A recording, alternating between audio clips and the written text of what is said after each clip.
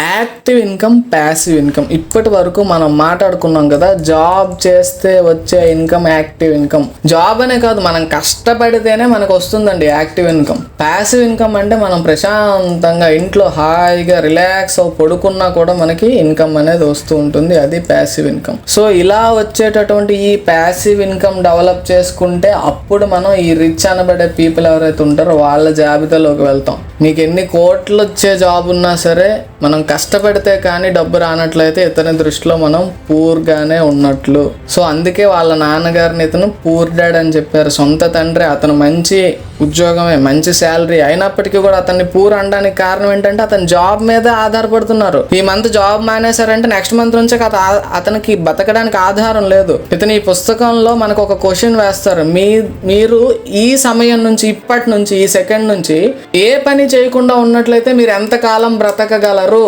అంటే ఎలాంటి డోకా లేకుండా మీరు ఎంతకాలం హాయిగా ఎప్పట్లానే బ్రతకగలరు, ఎంతకాలం సర్వైవ్ అవ్వగలరు అని అడుగుతారు అతను. సో మీకు ప్యాసివ్ ఇన్కమ్ అనేది ఎంత వస్తుంది, ఉందా లేదా అనేది అతని యొక్క క్వశ్చన్. యాక్టివ్ ఇన్కమ్ అనేది ఎంతకాలం మనకు ఉంటుంది, యాక్టివ్ ఇన్కమ్ వదిలేయడం అనే కాదు అర్థం, యాక్టివ్ ఇన్కమ్ని ప్యాసివ్ ఇన్కమ్గా మార్చుకోవడం ఎలా.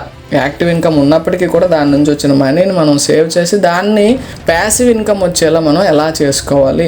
నెక్స్ట్ ఇతను ఏమంటారంటే జాబ్ చెయ్యండి, జాబ్ చెయ్యొద్దు అని అనట్లేదు. జాబ్ చేసినా కూడా జాబ్ నుంచి వచ్చే మనీతో పాటు సైడ్ ఇన్కమ్ అనేది ఖచ్చితంగా ఏదో ఒకటి ఉండాలి అని చెప్తారు ఈ పుస్తకంలో. సైడ్ ఇన్కమ్ అంటే ఏంటి, చాలా వేస్లో ఉన్నాయి. ఫర్ ఎగ్జాంపుల్ ఫ్రీలాన్సింగ్ అనేది ఒక సైడ్ ఇన్కమ్. సో ఫ్రీలాన్సర్స్ ఉంటారు.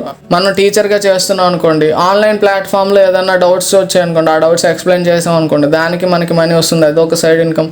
సో మనం ఏ ఫీల్డ్లో ఉన్నట్లయితే మన దగ్గర ఏదైనా ఒక స్కిల్ ఉన్నట్లయితే దాని ద్వారా మనం సైడ్ ఇన్కమ్ తెచ్చుకోవాలి. ఒక్క జాబ్ నుంచి వచ్చే ఇన్కమ్ మీదే కాదు, సైడ్ ఇన్కమ్ అనేది ఉండాలి. మొత్తం అలా వచ్చినటువంటి ఆ మనీని మనం ప్యాసివ్ ఇన్కమ్ వచ్చేలాగా ఎలా కన్వర్ట్ చేయాలి అనేది క్లియర్గా మన యొక్క మైండ్ సెట్ డెవలప్ చేస్తారు ఈ పుస్తకంలో. సో ఇది యాక్టివ్ ఇన్కమ్, ప్యాసివ్ ఇన్కమ్. మనం ఈ రోజు నుంచి కూడా, ఇప్పటి నుంచి, ఈ పుస్తకం చదివిన రోజు నుంచి మనం ఏంటంటే ఈ ప్యాసివ్ ఇన్కమ్ అనేది డెవలప్ చేసుకోవాలి అనే ఆలోచన మనకి అప్పుడు వస్తుంది. అంతవరకు ఏంటంటే ఏదో నాకు జాబ్ ఉంది కదా, లైఫ్ ఇలా గడిచిపోతుంది కదా, సెక్యూరిటీ ఉంది, జాబ్ ఉంది, ఇంకా ఏం కావాలి నాకు అన్నట్లయితే ప్యాసివ్ ఇన్కమ్ కావాలి. సో అది ఇతను చెప్పేటటువంటి రిచ్ డాడ్ యొక్క సూత్రం.